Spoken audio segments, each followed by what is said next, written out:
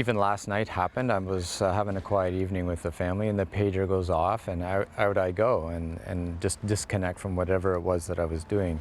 It's rarely at a convenient time. Once in a while you're sitting around saying, it would be perfect if we had a call right now. It just never comes. It comes when you don't really want it, and it's difficult. So pulling out of the life that you were in and going into this new thing, it's always a challenge, actually.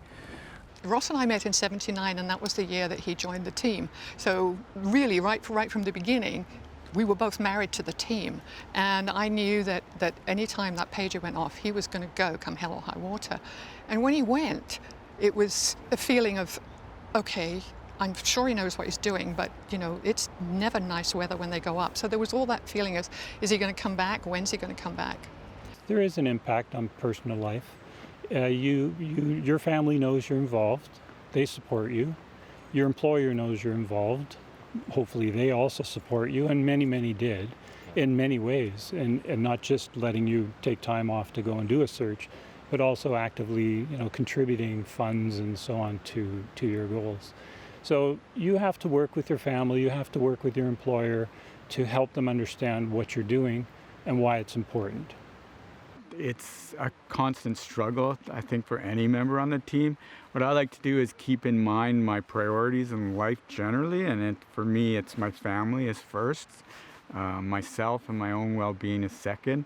My job is third. It pays the bills, and I've got a commitment to, and I've got a really good organization to work with, and I'm dedicated to them, and then the team. So I try and keep that in balance as best I can in those priorities, but it generally works. So sort of on a macro scale it works, but on day-to-day the challenges can be that it gets out of balance.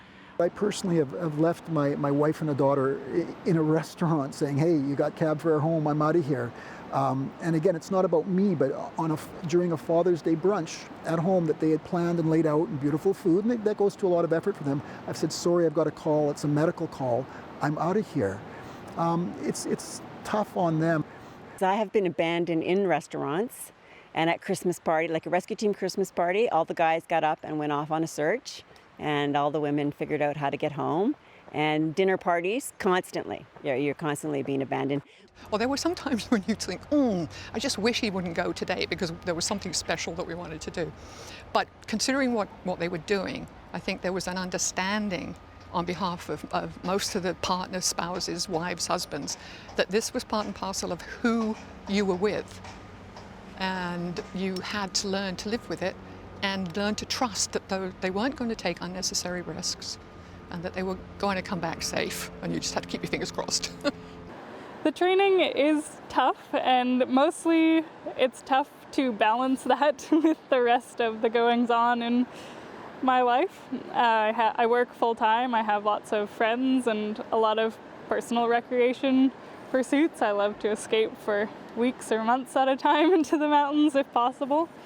But training with the team has kind of shifted my balance of time, and it's been a really positive experience for me. I wanted to give that time to the team. I'm passionate about search and rescue and giving back, so it's been a positive experience, and I expected that shift in time. So you come on as a member in training.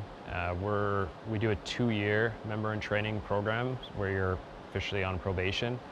As far as I know, it's the only one in BC. We're the only team that does a 2-year MIT program, and in that 2 years we have training every Tuesday and then a weekend day roughly every month.